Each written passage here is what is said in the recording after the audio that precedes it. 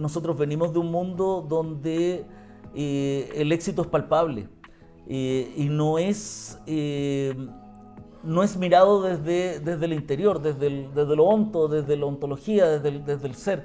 Por lo tanto, ¿qué es lo que nos ocurrió? Tenemos que demostrar cosas. Y como tenemos que demostrar cosas, somos temerosos de hacerlas, de demostrarnos como somos, de vivir la vida tal cual es, etc.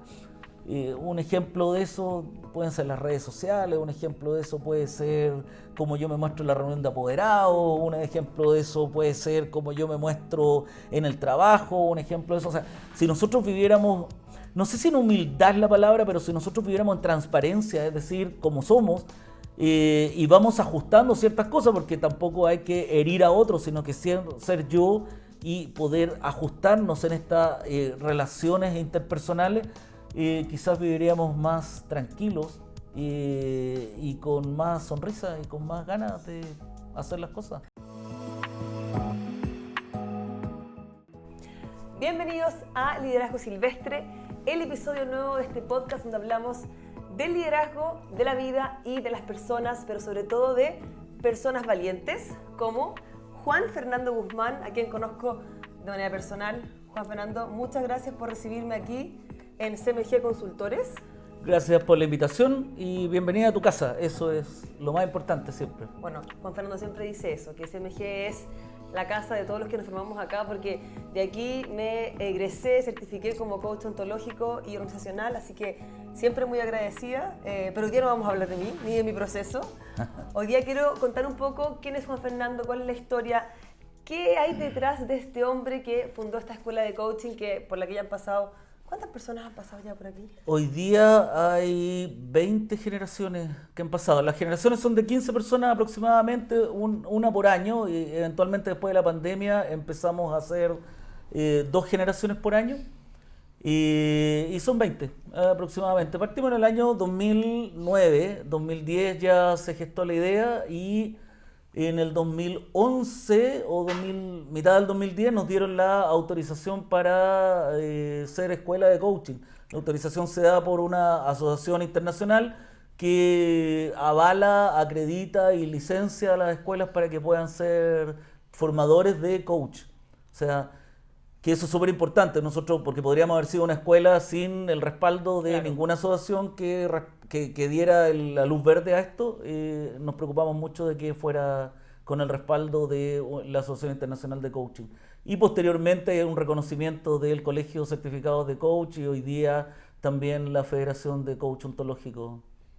Mientras haya una asociación que necesitemos para poder acreditar el programa, nosotros lo vamos a someter porque es un programa bueno que dura un año y bueno, ya vamos a hablar de eso. Después vamos a hablar en profundidad un poco de la escuela de coaching, pero quiero que nos cuentes un poco. ¿Quién es Juan Fernando Guzmán? ¿Cuál es la historia que hay detrás? Porque solo voy a tirar un spoiler. Juan Fernando, tú eres administrador público, entiendo. Yo partí en el colegio queriendo estudiar psicología. En quinto básico, esto como historia, digamos, en quinto básico, hasta que egresé del colegio quería ser psicólogo y además tenía una gran ganas de ser sacerdote. También. Se me pasó. Pero lo de psicólogo no, y entré a la escuela de psicología de la Universidad Central, postulé, quedé y comenzaron mis clases de psicología. ¿Qué ocurrió en el intertanto? Ahí hay un tema familiar. Yo soy hijo de una familia que proviene del ámbito político diplomático. De carrera, mi papá era diplomático, mi hermano es diplomático, mi abuelo es diplomático y yo quería ser hippie, psicólogo.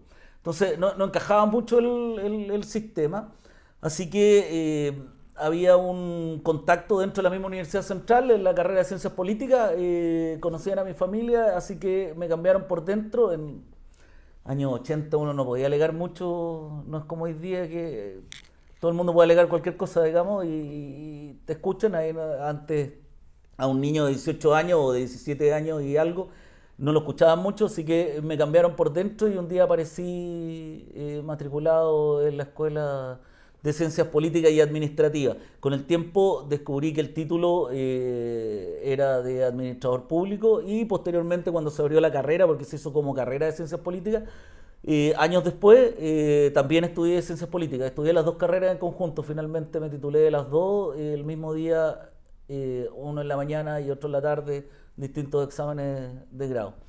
Eh, Luego de eso empecé a desempeñarme como administrador público, no con muchas ganas, porque yo creo que no tengo la vocación de administrador público o de cientista político, digamos, o sea, no, no, no hacía comentarios ni aparecía en la tele. Eh, Empecé a trabajar en un ministerio, posteriormente en una municipalidad, fui director administrativo de un consultorio, hoy día se llama CEFAM. Trabajé ahí durante yo creo que como 7 años, eh, hasta que un día dije esto no es para mí y comenzamos con la idea de formar una consultora con un amigo que viene del mundo académico. Yo hacía clases, a mí siempre me gustaba estudiar, entonces había hecho un magíster, en ese tiempo estaba terminando un doctorado en administración de empresas, yo fui a la Universidad de Sevilla, hice el doctorado allá, y una vez que me dieron permiso para ir, etcétera, pero una vez que ya tenía más o menos todo vinculado, empezamos a trabajar la idea de hacer una consultora. Y esa consultora nace desde el mundo académico y comienza a buscar clientes. Yo no trabajaba 100% porque me dedicaba, estaba inserto en la municipalidad, por lo tanto no trabajaba al 100% en la consultora, pero mi socio sí. Y bueno, buscábamos clientes en conjunto, hacíamos algo de consultoría, talleres, capacitación, como todo el mundo parte, estoy hablando del año 2001. Eh, Hasta que un cliente, específicamente un banco, primero nos pregunta si nosotros teníamos experiencia en banca. Nosotros le dijimos que sí, que en banca éramos los más expertos en banca que nosotros. Y nos contrataron para poder hacer toda una reforma y pasar de un banco empresa a un banco de personas. Y por lo tanto había que reformular sucursales, la forma de trabajar, servicio al cliente, crear algunas competencias necesarias para el banco y había todo un sistema que nosotros ideamos. Este proyecto de consultoría iba a durar aproximadamente 3 años.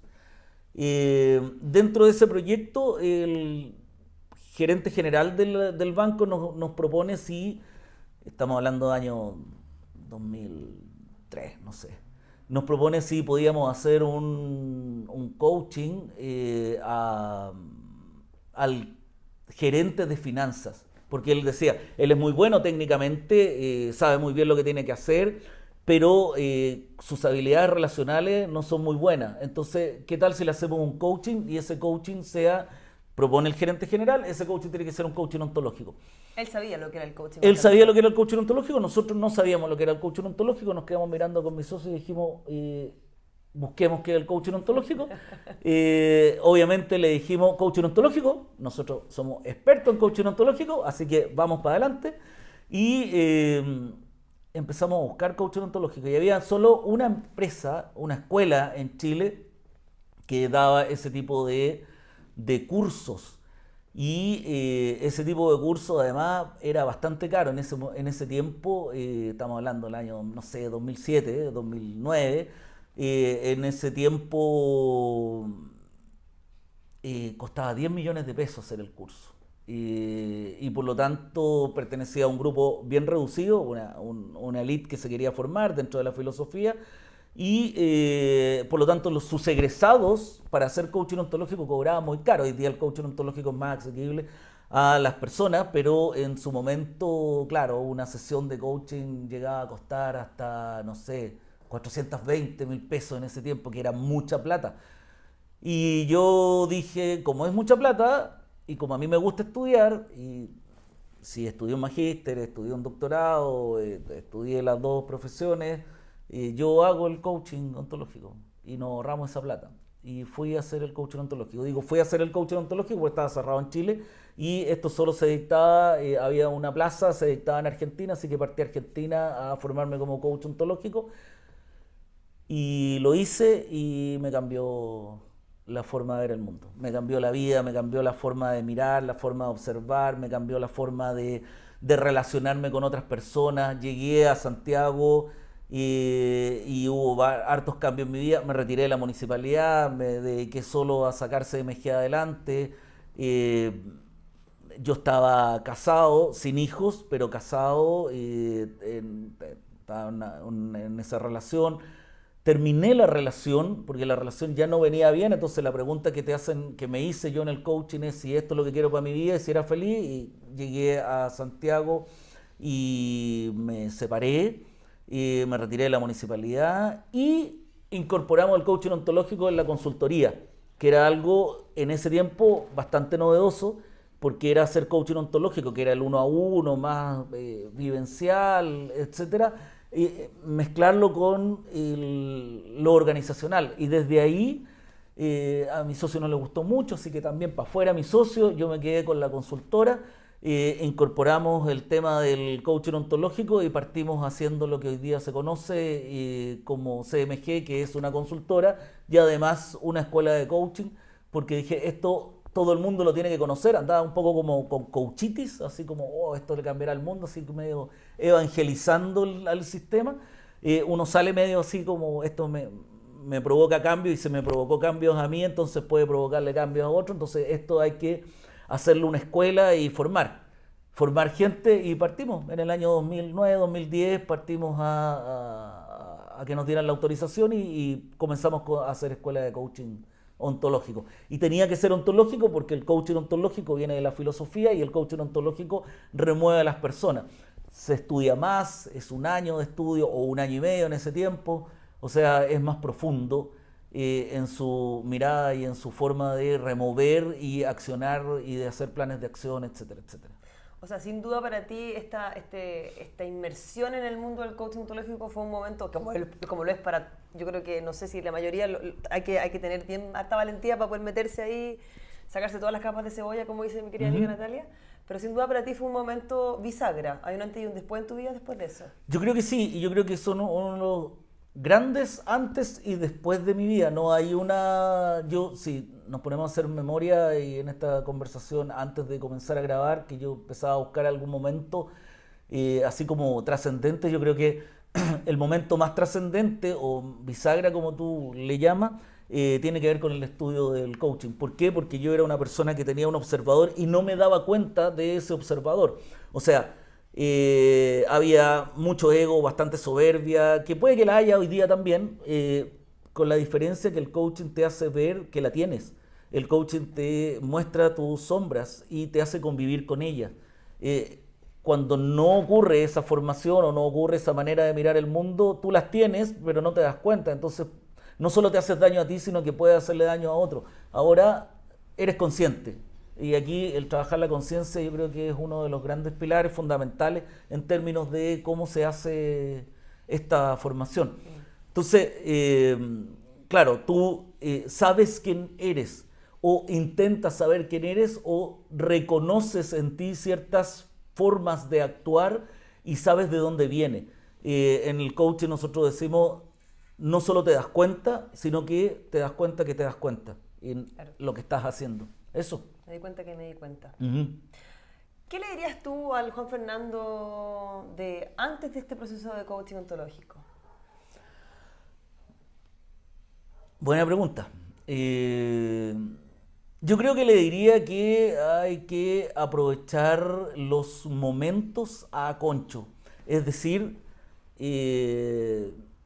si vas, en el caso de si vas a estudiar, estudia con todo. Si vas a tener una pareja, entrégate por completo. Si vas a divertirte, diviértete con ganas. Es decir, yo creo que es aprovechar los momentos en intensidad.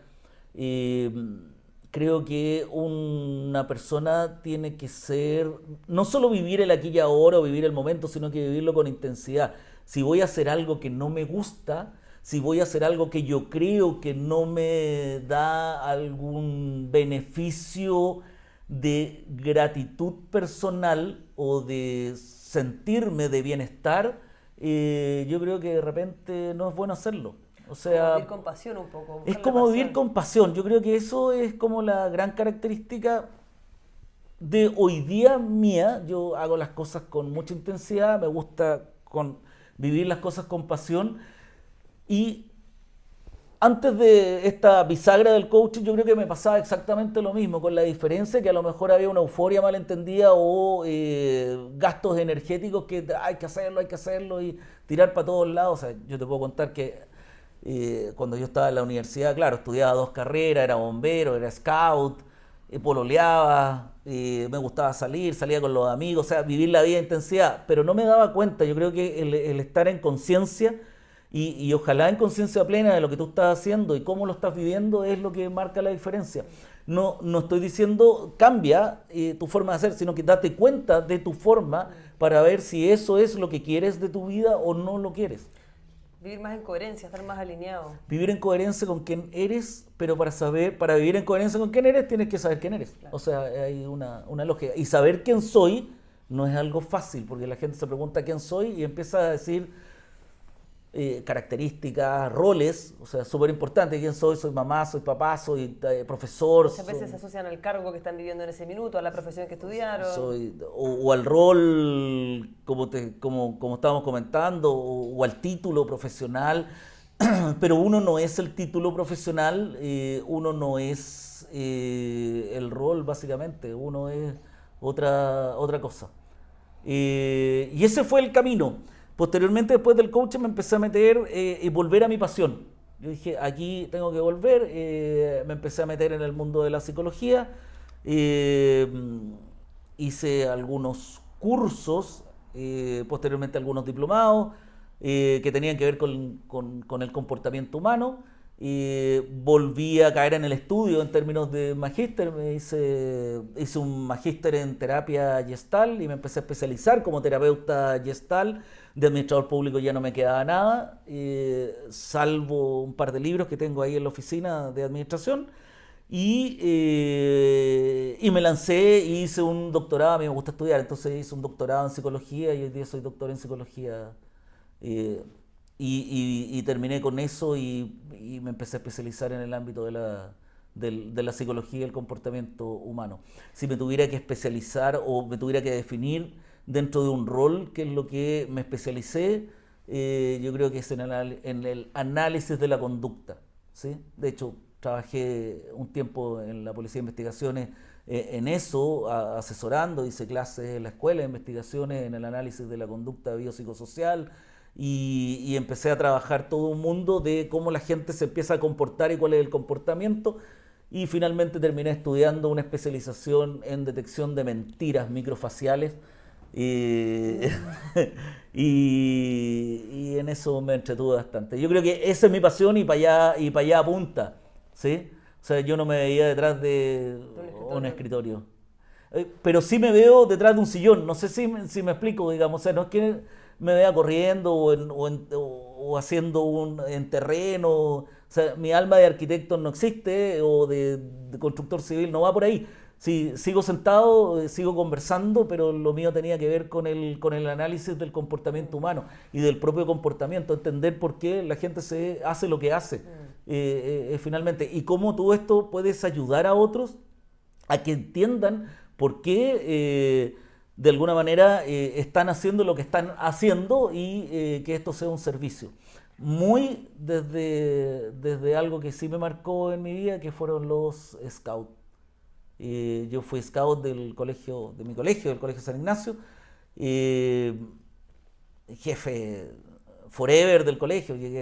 Apoyé también en el colegio ahí siendo jefe, apoyando en la jefatura de grupo del colegio, etcétera. Y después me empecé a meter a nivel nacional, haciéndome cargo de algunas comunas, hasta meterme en el directorio nacional, dentro de los 12 directores nacionales, fue director nacional de la Asociación de Guías Scout de Chile en algún minuto. Entonces, si hay que buscar un referente, que era lo que estábamos conversando tras bambalinas. Si hay que buscar un referente, yo creo que mi referente, más que personas, está hecho de instituciones. Los jesuitas marcaron, el colegio marcó un gran referente en mi historia de vida, como soporte de cierta base.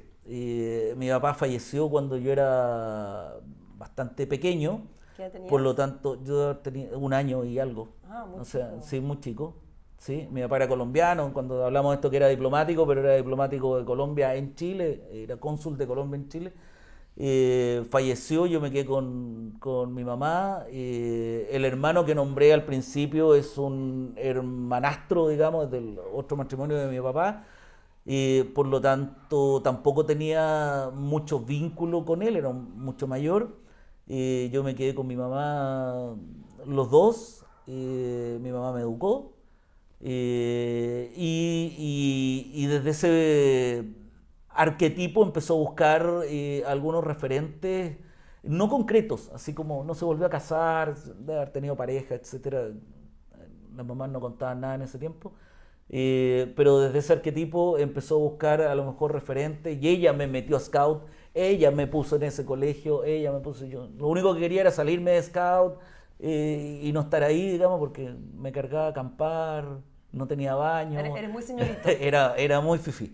Y de alguna manera, hasta el día de hoy, yo creo haber renunciado a los Scouts o haber dejado colgado el pañolín, como se dice, hace 4 años atrás. ¿Y O qué sea, fue lo que te marca del scoutismo? Que también compartimos un poco esa historia y ahí hay hartas cosas en común que uno se va como de alguna manera conectando con la gente. ¿sabéis lo que me marca? Yo creo que el sentido de comunidad, el sentido de servicio, de como se hablaba en el colegio, en todo amar y servir. O sea, es como primero ámate a ti, ámate tú, ama a los demás y en base a eso, cuando eso sea estable, tú puedes servir y apoyar y ayudar a otros. Por lo tanto, el sentido de comunidad y de apoyo, que es la red que a lo mejor andaba buscando mi mamá Claro. cuando yo era más pequeño, que sí lo consiguió porque hoy día CMG está basado en esa red de apoyo y uno de los pilares fundamentales de esto tiene que ver con el amar y servir, con la comunidad, con ser una red de apoyo no solo profesional, sino que también de acompañamiento en persona. Y por lo tanto, es ese sentido de comunidad. Yo no sé si de trabajo en equipo, etcétera, y algo más teórico, sino que de comunidad, de sentir que el otro está contigo y que tú te puedes mostrar tal cual eres, sin ser juzgado y sin ser eh, visto de una forma distinta porque tú te comportas o porque tú eres como eres. Eso para mí es súper importante y eso es lo que tratamos de transmitir en esta formación también, que eso ya es propio de nuestra escuela. Tratamos de transmitir esa formación que sé tú. La aceptación radical. O sea, sé tú tal cual eres, con tus sombras, con tus debilidades, con tus fortalezas, con tu manera de ser, con tu alegría, con tu tristeza. Y desde ahí como rescatar un poco la potencialidad que cada persona tiene un poco. Y desde ahí, que ya te conoces, crear conciencia y decir, bueno, ¿cómo potencio yo? ¿Cómo me potencio yo en esto, digamos? Ujú. Eso. Ha sido medio disperso el tema Perfecto, yo estoy muy de mi entretenida. historia. A mí me encanta escucharte. ¿Tú consideras una persona valiente? Eh,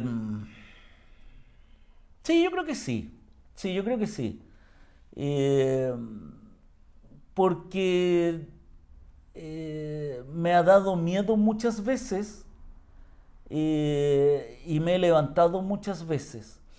Quizás no con grandes desafíos o alguien puede decir eso no es Claro. el gran miedo que yo esperaba, pero para mí fue importante el poder dejar la estabilidad en un trabajo, por ejemplo, y quedarme con la idea y con la pasión de formar una escuela o una consultora. Fueron 6 meses donde no teníamos Certeza. trabajo, ni certeza, ni nada. Afortunadamente yo no había una familia detrás, estaba yo velando por este sueño, pero pero era complicado, porque finalmente no había nada que hacer. O sea, hay una historia con mi socio, que mi ex socio la cuenta, que era que en un minuto determinado, tratando de hacer este proyecto, teníamos 0 pesos, 0 pesos. Creo que entre los dos juntábamos 25 lucas, entre los dos. Entonces fuimos al supermercado a comprar, porque había que comer algo, digamos. O sea, oye, juntémonos a comer, qué sé yo, y esa era la plata que había, y ya mañana veremos, será otro día para poder, cómo nos conseguimos más dinero en este proceso de creación, por mientras salían clientes potentes. Estoy hablando antes del banco, etcétera, cuando recién partimos. Y íbamos al supermercado y, bueno, con esas 25 lucas dijimos, ¿sabéis qué? Nos merecemos un vino y celebrar, y compramos el vino que nos costó 24.000 y tanto, y nos sobraron algunas monedas para poder, y fuimos a la casa y nos tomamos 2 copas de vino, celebrando el nacimiento de CMG, etcétera. Y me considero valiente porque uno puede mirar en la adversidad cómo te puedes levantar, cómo puedes salir adelante, no echarse a morir. Finalmente yo creo que ser valiente significa que tú eres capaz de decir, ok, vamos, y mañana con más fuerza y con más ganas.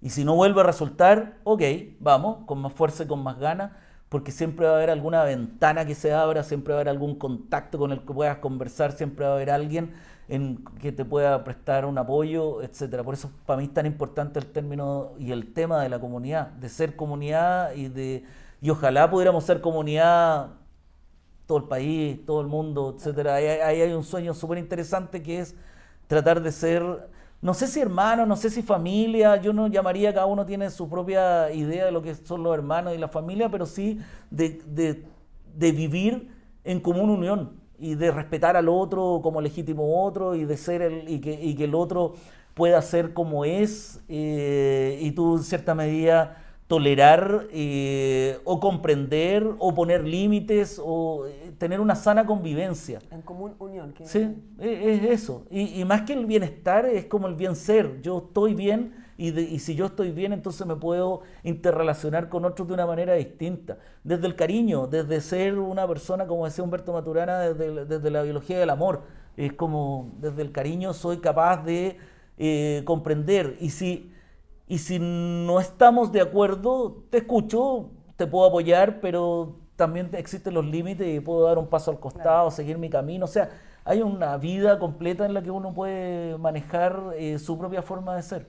Es interesante cómo los seres humanos podríamos convivir en esta comunidad, siendo un poco más scout todos, ¿sí? Bueno, menos individualistas, básicamente. Sí, claro. Que ahí está un poco la brecha que tenemos todos para meternos ahí un poco. Sí, claro. Sí, claro. Oye, Juan Fernando, bueno, me has hablado de un par de hitos claves en tu vida, como en el fondo ir a Argentina, formarte como coach ontológico. ¿Algún otro hito que te haya removido de ahí en adelante o de ahí para atrás?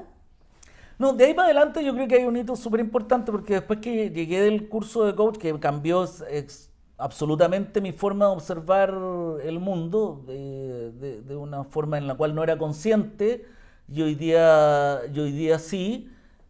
Volver a los Scouts fue un hito importante, que lo nombramos, pero de ahí en los Scouts conocí a mi actual pareja, que era jefa de la comuna de una comuna de Santiago, de Itacura, era jefa de todo. Estábamos haciendo algo en conjunto. A mí me habían nombrado Contralor General de la Asociación de Guías Scouts de Chile, entonces estaba metiéndome en este mundo de nuevo. Conocí a mi actual pareja, bueno, estuvimos juntos un tiempo, nos casamos, y el hito más importante desde ese punto de vista es el nacimiento de Sofía, que es nuestra hija, que hoy día tiene 11 años, y que pasa a ser un hito importante porque no es el nacimiento de una hija, sino que es producto de este cambio en mí como persona, ¿sí? Es una hija que yo tuve a los 45 años, además, es mi primera hija, mi única hija, etcétera. Pero tenerla a los 45 años no es lo mismo que tenerla a los 20. No digo que sea peor o mejor, sino que jugar al caballito a los 50 no es lo mismo que, Claro. que No, jugar al claro, caballito a los sin duda, 25. Sí. sin duda. Y eso hace que tú te empieces a replantear algunas cosas. Entonces comienza una vida saludable, hacer deporte, eh, preocuparte de ti para poder estar bien, y de nuevo vamos al bien ser, para poder estar bien para otros. Claro. O sea, yo soy comunidad o ayudo a otros o amo y sirvo a otros en la medida que yo estoy bien. Si yo no puedo estar bien, yo no puedo hacer nada hacia los demás. Y eso yo no me hubiese dado cuenta si no hubiese pasado por este curso de coaching, que hoy día es muy fácil porque en las redes sociales todo el mundo te dice, tenés que estar bien tú, tenés que hacer esto, y hay un montón de tips que yo no, que yo creo que son cuestionables, pero, pero de alguna manera, en la medida que tú estés bien, tú puedes estar bien para los demás, y en la medida que tú estés bien también puedes poner límites. Por lo tanto, hasta aquí llego, hasta aquí voy, tú ves cuando das los permisos y los límites en tu vida. Es Sí. como estar bien, feliz. Y también convencamos que ese trabajo de desarrollo personal no pasa por hacer o no hacer un tip, o ver un reel, o surgir o sea, es como meterse al fango igual, o sea, O sea, es dolor, exactamente, es incomodidad máxima, es... porque es darse cuenta de cosas que tú no te quieres dar cuenta, y es darse cuenta de cosas que finalmente tú tienes que decidir si las quieres cambiar o no, y que de alguna manera a lo mejor alguien te la había dicho y tú dijiste él está mal. Es dejar de echarle la culpa al resto, Es de modo eh, víctima. como modo de víctima, y empezar a ver cuál es mi responsabilidad en esto. Yo no podría decir, oye, pero si hubo un choque de dos autos y el otro no respetó el disco pare, obviamente la culpa la tuvo el otro. En todo acto siempre hay una responsabilidad mía, podría haber estado más atento. O sea, hay que empezar a cuestionar qué podría haber hecho yo. Podría haber estado más atento, podría haberme fijado, podría no haber estado viendo el celular en el auto, podría haber disminuido la velocidad. Siempre hay una responsabilidad uno. La culpa la puede legalmente tener el otro, y la culpa la puede tener legalmente en muchas ocasiones las relaciones, pero la responsabilidad yo creo que es individual, es mía, es hasta dónde yo podría haber dado ese permiso o hasta dónde podría yo haber dado ese límite. Por eso yo creo que está en mí el querer cambiar, está en mí el querer avanzar, está en mí el querer eh, configurarme en la persona que quiero ser. Configurarse, tal Ujú. cual. Oye, querido, bueno, y seguimos avanzando con nuestra pauta. ¿Cuáles han sido, tú dijiste, en las bambalinas me dijiste un aprendizaje que has tenido? ¿Cuál ha sido ese aprendizaje? O si has tenido más, nos puedes comentar ahora más, pero Mm. Sí, yo creo que de todo este camino recorrido hay un aprendizaje o varios aprendizajes que derivan de lo mismo. Eh, Creo que el mayor aprendizaje es ser yo mismo, no poner caretas. Hoy día yo me encuentro satisfecho y contento por ser yo. Yo me comporto así como estamos conversando. Yo soy el mismo que conversa a la hora de almuerzo, que en mi casa, o que hace clases. Yo hago clases en una universidad, en dos universidades, digamos, a nivel de posgrado. Y, y me comporto, hablo, y por lo tanto, siendo yo, no hay un rol, obviamente, a lo mejor de profesor o de papá o de lo que sea, pero no hay una posición distinta en yo soy mejor o peor que el otro. Yo soy yo, y así, y así soy yo, y no es si te gusta bien y si no bien también, sino que tiene que ver con que así soy yo porque de alguna manera yo me entrego de esa forma y me muestro transparente en esta acción. Soy transparente en lo que hago. Eh, Mis valores están puestos, así me conocen, y por lo tanto yo me vinculo con otros desde el ser. Creo que ese ha sido el mayor aprendizaje, y ese aprendizaje de verdad, aunque sea reiterativo, fue en este curso de un año de coaching. Pensaba yo antiguamente que uno tiene que mostrar caretas, tiene que mostrar ser otras estratégico. ser estratégico, etcétera. Y ahí es donde viene la conciencia. Tú puedes ser estratégico sin dejar de ser tú. Tú puedes eh, compartir con otros sin dejar de ser tú. A ti te puede caer mal alguien sin dejar de ser tú, y poner los límites. Más que mostrarlo o comportarte de una manera distinta, tú puedes poner límites. Yo no quiero estar ahí. Esa es la última opción que uno puede tener. Conversar es otra, decir que me molestan ciertas acciones o que ocurren ciertas emociones cuando tú haces ciertos actos es otra forma. O sea, hay muchas formas de interrelacionarse con las personas. La última puede ser, hasta aquí llego yo, me voy. Pero tú puedes ser estratégico siendo tú, siendo tal cual eres. Y en tu opinión, ¿por qué resulta que hoy día hay tanta gente sin la capacidad de ser sí mismos? ¿Por qué tanta gente con miedo de mostrarse? ¿Cuál es el fenómeno que hay detrás de todo esto? Ya que he estudiado la conducta humana y todo esto. Yo pienso que... ahora, esta explicación es larga desde la conducta humana. Yo pienso que esto viene de los tipos de generaciones. Estoy hablando baby boomer, X, millennial, etcétera. Y yo creo que la generación que hoy día comanda el mundo es una generación que vivió un sistema basado en los éxitos materiales, basado en el rol de quién eres, es decir, el que estudiaba era más que el que no estudiaba, el que tenía ciertas bienes materiales, una, dos, casa en la playa, era más que el que no la tenía, etcétera.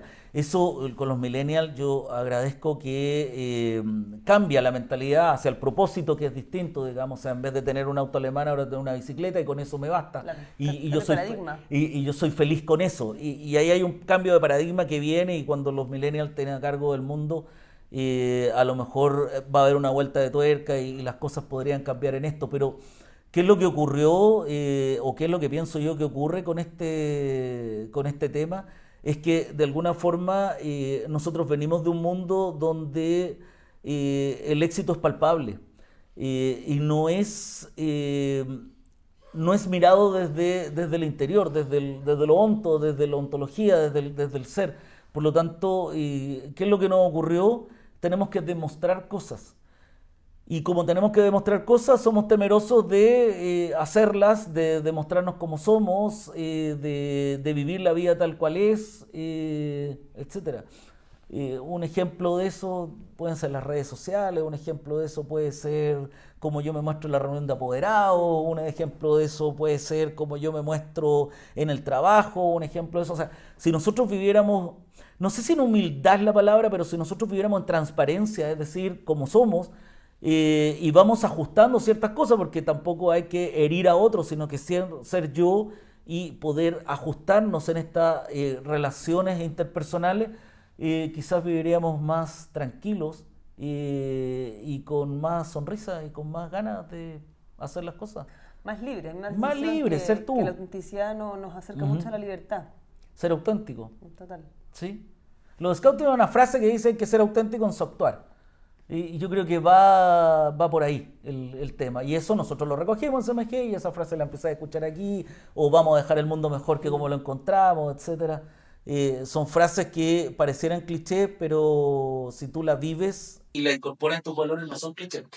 Claro, porque aparte que desde que uno también hace el ejercicio de me voy a reconocer como el valor que soy y voy a ser auténtico, también desde ahí también estoy moviendo todas las piezas a mi alrededor y estoy haciendo de alguna manera un servicio.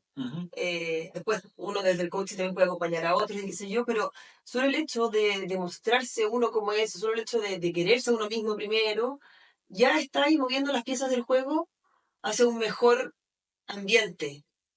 Tengo la sensación que un poco...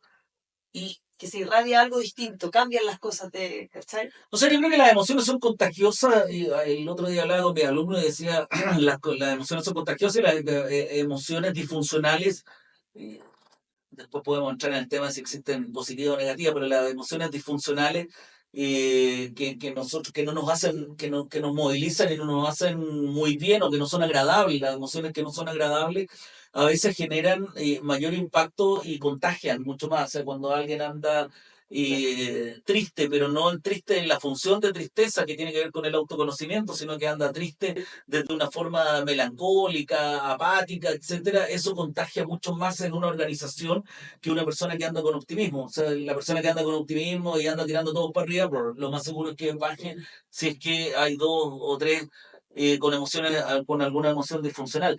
La gracia de esto es que yo creo que nosotros nos deberíamos contagiar de emociones más funcionales que nos ayuden a un ambiente mejor o ver la solución del problema.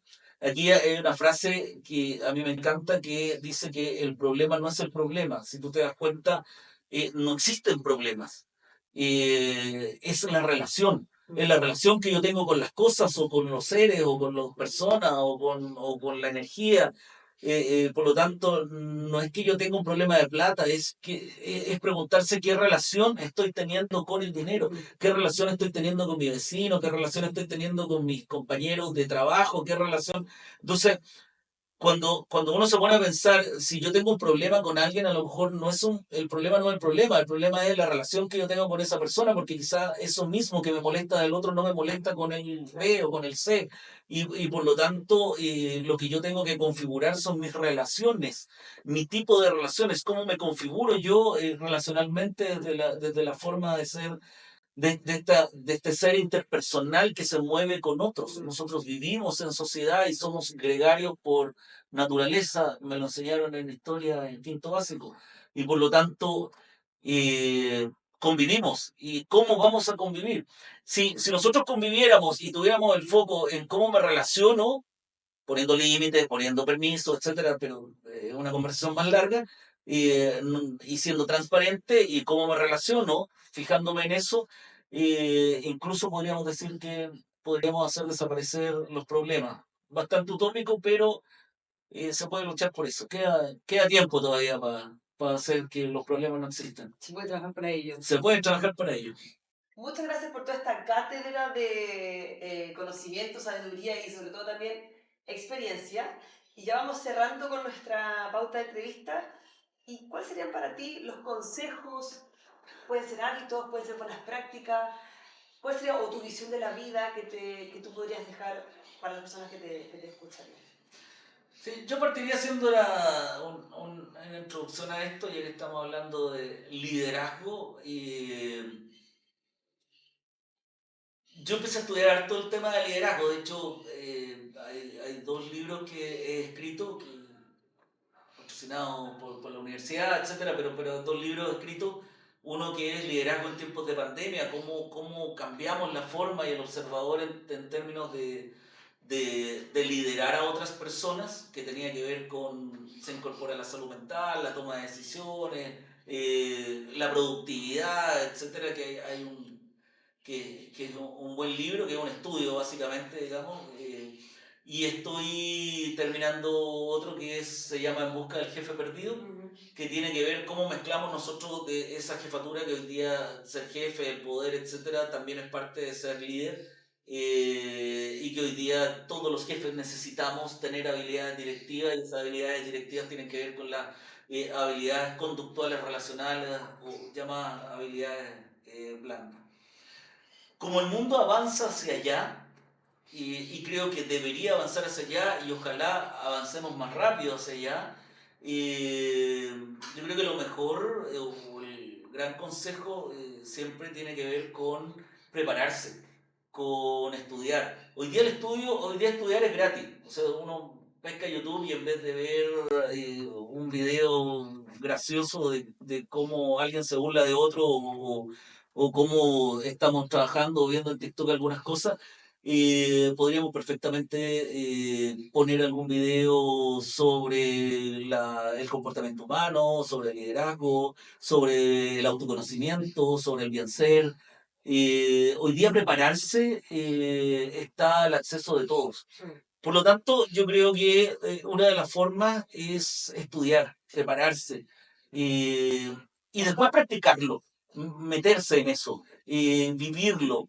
Eh, Había una frase psicoanalista de los años 70 que decía, sin dolor no hay aprendizaje. Yo creo que sin dolor no hay aprendizaje, sí, estoy de acuerdo, pero sin alegría tampoco hay aprendizaje y sin vivir la vida no hay aprendizaje. Es vivir la vida a concho, vivir la vida con pasión, siendo tú, con tu sombra, con tu ser, con tu intensidad, siendo tú tal cual eres.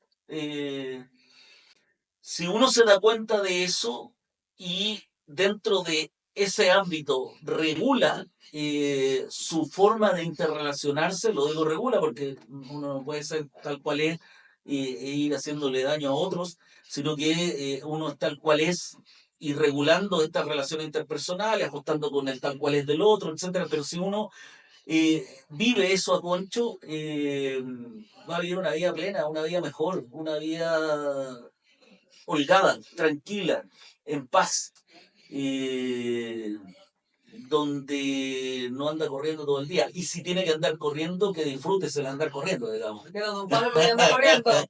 Que disfrutes andar corriendo, sí. Oye, ya, pero hazme un spoiler de este libro que estás a punto de... ¿Ya lo terminaste? ¿Estás ahí en...? Sí, me falta terminarlo, dar los últimos retoques. Se llama En busca del jefe perdido. En busca del jefe perdido, pero eso es porque eh, es la historia del liderazgo. Desde 1920, cuando empiezan los primeros estudios de liderazgo, partiendo desde Kurt Lewin con su forma de autoritario, democrático, laissez-faire, laissez-passer, cómo se configura ese tipo de tipología de liderazgo que hoy día yo creo que está caduca.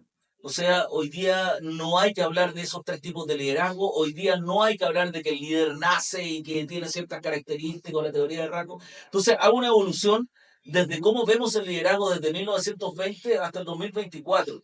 Yo hoy día, el 2024, a partir del año 2003, yo creo, tú no puedes ser jefe sin ser líder. O sea, cuando aparecen, a mí me da mucha risa, cuando aparecen en las redes sociales esos, eh, no sé si llamarlo memes o formas de mirar, dice, el jefe es quien latiga a los demás, la trata mal a la gente, etcétera.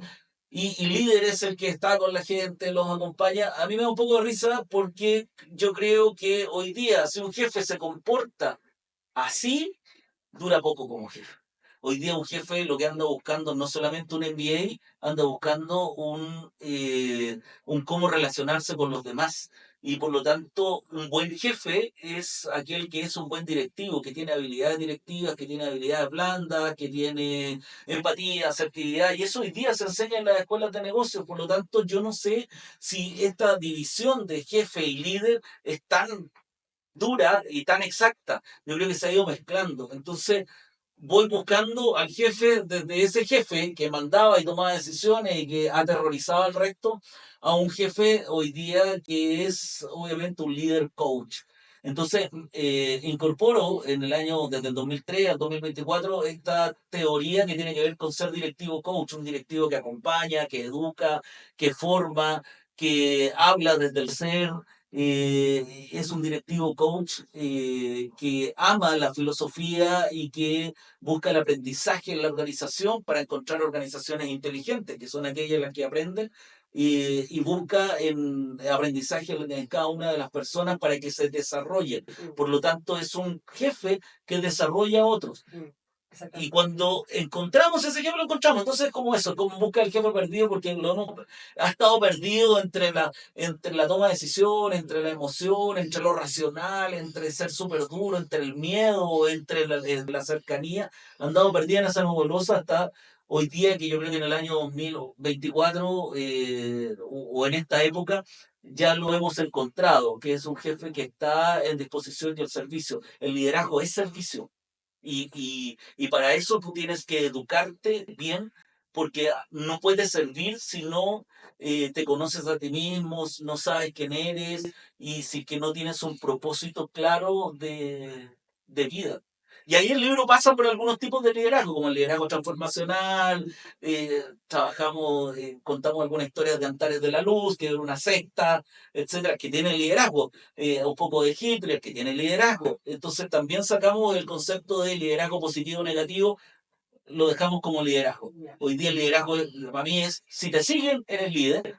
Ahora, si no te gusta, es negativo para ti, y si te gusta, es positivo para ti, es que depende del observador. Entonces hay un tema ahí de encontrar un jefe o un líder que se amplía el espectro en términos del observador que somos.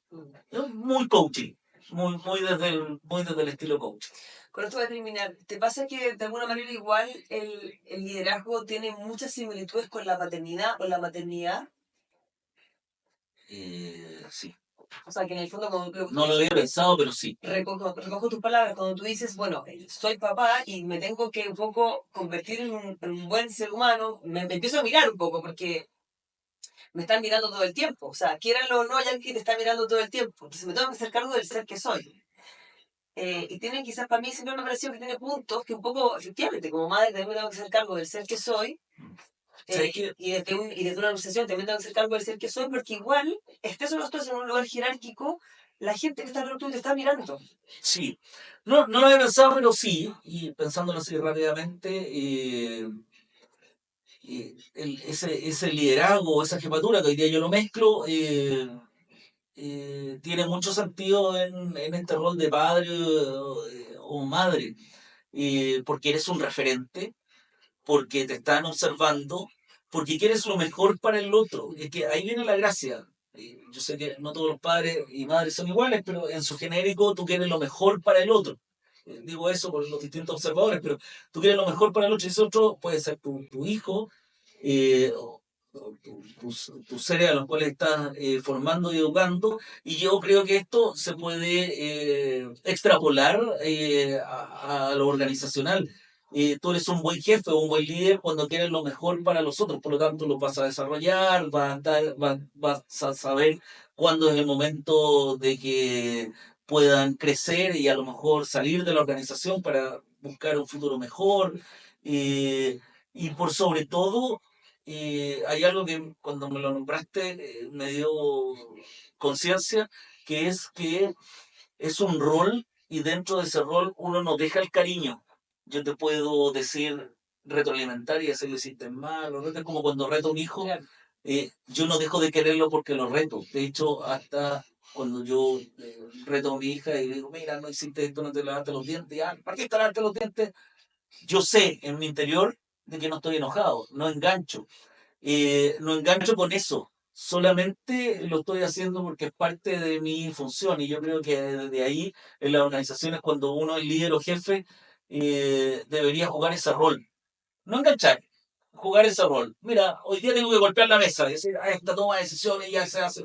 Hoy día no tengo que ser, hoy día tengo que ser más cariñoso, hoy día tengo que ser más comprensivo, hoy día tengo que apoyar más, hoy día tengo que apoyar menos, hoy día voy jugando roles, es como una obra de teatro interesante y ahí podríamos hablar de otro mundo que tiene que ver con Eric Berne y su forma. Y finalmente esa retroalimentación que tú estás diciendo que en el fondo como a modo de ejemplo para un hijo o para una hija es sumamente valiosa en un mundo organizacional. O sea, poder retroalimentar al otro y decirle, mira, aquí te equivocaste, esto lo podría hacer mejor, como dices tú, con cariño. Al otro le amplía las posibilidades y la potencialidad para que en el fondo pueda mirar donde él no está llegando. Sí, claro. O sea, ayudar, o sea, la retroalimentación es importantísima porque es ayudar al otro a ver sus puntos ciegos. ¿Sí? Y ahí está el directivo coach un poco. Y eso, y ayudarlo para que vea sus puntos ciegos, pero que se dé cuenta, y de nuevo volvemos a la conciencia. Yo creo que estar en ese estado de conciencia, de observar, de un observador distinto, es ayudar a otro a que él lo vea. Porque si yo lo veo y se lo digo, igual no lo está viendo. Claro. Por lo tanto, el miércoles se le va a pasar. Solamente va a ser un cambio de conducta, no un cambio de actitud, va a ser un cambio de conducta en torno a lo que tú le dijiste que tenía que hacer. O sea, no lo está haciendo por él, lo está haciendo por ti. Claro. Y yo quiero desarrollar al otro para que lo haga por él y mantener una mejor interrelación en esta comunidad llamada mundo, finalmente.